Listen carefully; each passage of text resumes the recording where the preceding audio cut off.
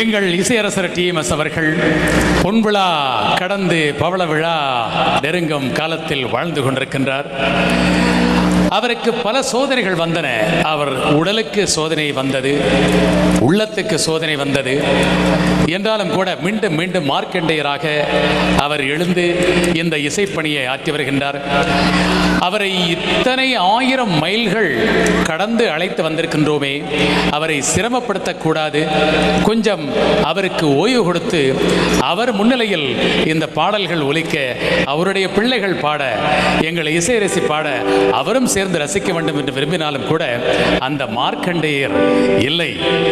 இந்த பாடல்களை எல்லாம் கேட்கும் போது மீண்டும் என்னுடைய இளமை காலத்துக்கே நான் மீண்டு செல்கின்றேன், பாட வேண்டும் என்ற உத்வேகம் எனக்கு பிறக்கிறது என்று மீண்டும் வந்திருக்கின்றார்.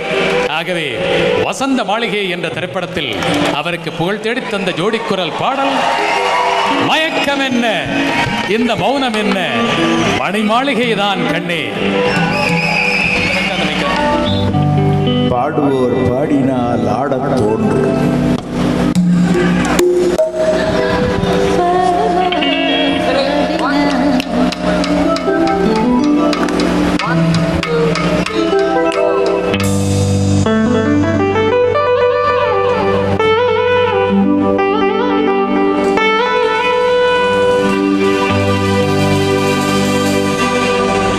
மயக்கம் என்ன,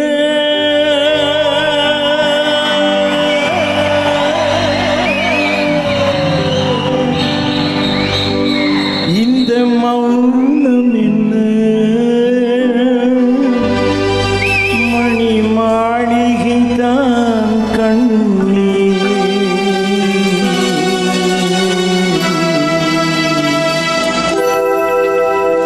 மயக்கம் என்ன, இந்த மௌனம் என்ன, மணி மாளிகை தான் கண்ணே. தயக்கம் என்ன, இந்த தலனம் என்ன, அன்பு கற்பனையில் வரும் கதைகளிலே நான் என் காதலுக்கே வரும் காணிக்கை என்று நினைத்ததில்லை கண்ணா.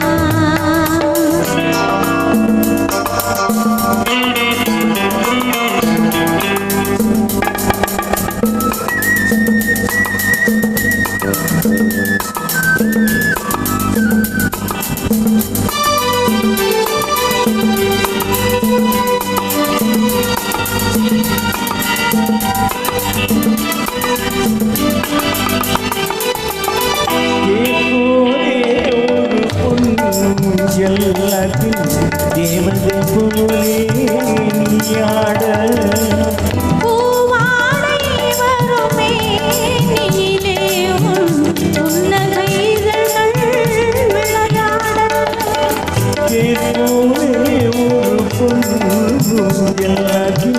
தேவதை போலே நீயாட.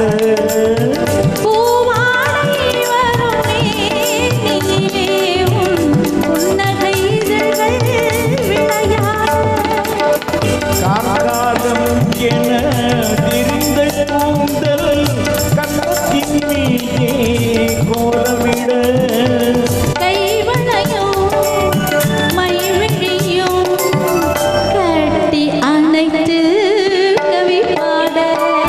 மயக்கம் என்ன, மௌனம் என்ன, மணி மாளிகை தான் கண்ணே.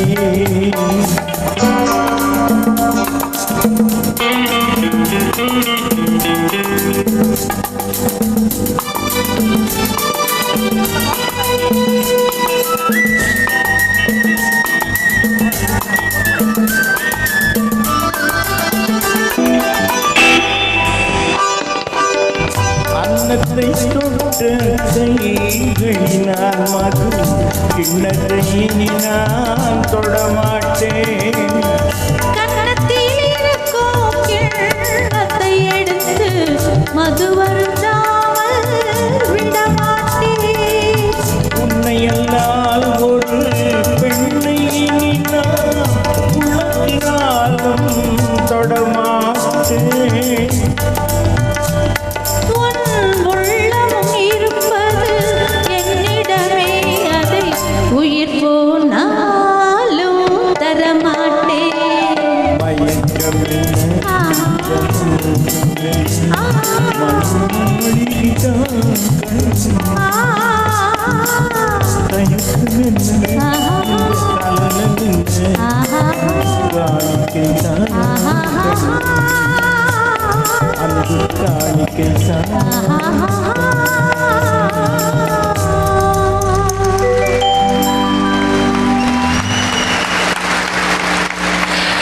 வெள்ளி விழா கண்ட படம்.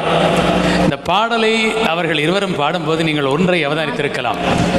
டிஎம்எஸ் அவர்களின் முகத்தில் எவ்வளவு பாவம், நடிப்பு, குரலில் மட்டுமல்ல முகத்திலே.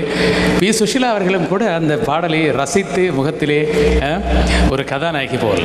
உண்மையில் இந்த பின்னணி பாடகர்கள் தங்கள் குரலில் எத்தனை கற்பனை செய்து பாவத்தை வெளிப்படுத்த நடிக்கின்றார்களோ பிறகுதான் நடிகரும் நடிகையும் அதனை உணர்ந்து நடிக்கின்றார்கள்.